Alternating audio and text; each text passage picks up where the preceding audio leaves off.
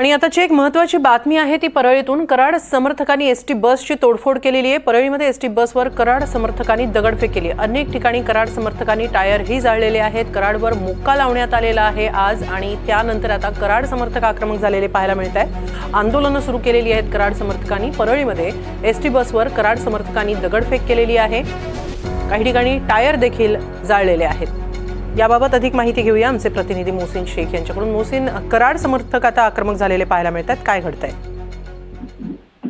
नक्कीच जर बघितलं तर वाल्मिक कराड यांना मुक्का लावण्यात आलेला आहे आणि त्यानंतर आता कराड समर्थक प्रचंड आक्रमक झालेले आहे। परळीतील पांगरीजवळ टायर जाळून जो आहे तर रस्ता रोको करण्यात येत आहे, तर दुसरीकडे बसवर देखील दगडफेक करण्यात आल्याची माहिती समोर येत आहे। तसे व्हिज्युअल देखील आता आपण स्क्रीनवर बघतो। त्यामुळे एकंदरीत परळीतील सगळे वेगवेगळ्या ठिकाणी जे आहे तर वाल्मिक कराडचे समर्थक आक्रमक झाल्याचं आपल्याला पाहायला मिळत आहे।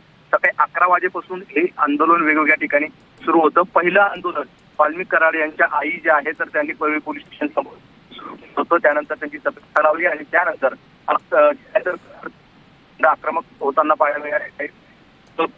समर्थक तर काही ठिकाणी पोलीस स्टेशन बाहेर घोषणाबाजी करण्यात आली आणि आता थेट दारपूर जे आहे तर पाहायला मिळते। त्यामुळे परळी परिसरातील परिस्थिती आता चिघळताना पाहायला मिळते। पोलिसांचा मोठा बंदोबस्त आहे तर तो वाढवण्यात आलेला आहे। वरिष्ठ पोलीस अधिकारी देखील परळीत जे आहे तर त्या ठिकाणी निघाल्याचं आपल्याला माहिती मिळते। एकीकडे वाल्मिक कराडला मुक्का लावण्यात आलेला आहे आणि त्यामुळे हे सगळे जे आहे तर कराड समर्थक आक्रमक झालेले आहे आणि आता थेट जाळपोळ जे आहे तर ती आपल्याला पाहायला मिळते। त्यामुळे आता ही सगळी परिस्थिती नियंत्रणात आणण्यासाठी जे आहे तर पोलिसांकडून प्रयत्न सुरू आहे, तसं आव्हान देखील केलं जात आहे। तसं नागरिकांनी शांतता राखावी, कोणताही कायदा कुणीही हातात घेऊ नये अशा पद्धतीने थेट आव्हान जे आहे तर पोलीस सतत करतायत आणि परळी परिसरात देखील आता पोलिसांचा बंदोबस्त वाढवण्यात येत आहे।